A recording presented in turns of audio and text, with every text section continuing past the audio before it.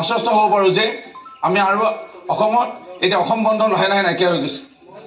প্ৰতিবাদ ৰাস্তাত টায়াৰ জ্বলোৱা লাহে লাহে নাইকিয়া হৈ গৈছে। এইটো কাৰণে নাইকিয়া হৈছে কাৰণ বিশ্বাস মোদী ডাঙৰীয়াৰ প্ৰতি, ডক্টৰ হিমন্ত বিশ্ব শৰ্মা ডাঙৰীয়াৰ প্ৰতি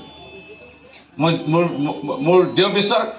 আপোনালোকে আশীৰ্বাদ কৰিব মোদী ডাঙৰীয়াক, মাননীয় দেশৰ প্ৰধানমন্ত্ৰীগৰাকীক, মাননীয় মুখ্যমন্ত্ৰী ডক্টৰ হিমন্ত বিশ্ব শৰ্মা ডাঙৰীয়াক, যেন আৰু আমাৰ জনসাধাৰণৰ কাৰণে কাম কৰিব পাৰে।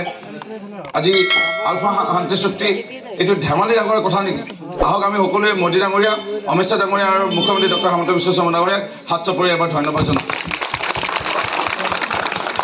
কিমান গুপ্ত হত্যা বুলি হত্যা হ'ল আমাৰ যুৱকসকল, কিমান আমাৰ নিৰ্যাতনৰ বলি হ'ল।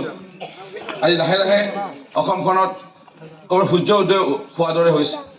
আমাৰ মানুহৰ মুখত হাঁহি আমি দেখা পাইছোঁ, ভয় নাই, শংকা নাই।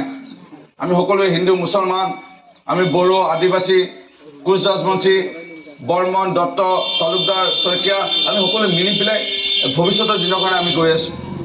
আজি কোনো ভবা নাছিল অসম দৰ্শন নামৰ আঁচনি এটা আহিব। পাইছে নাই আপোনালোকে? নামঘৰ মন্দিৰ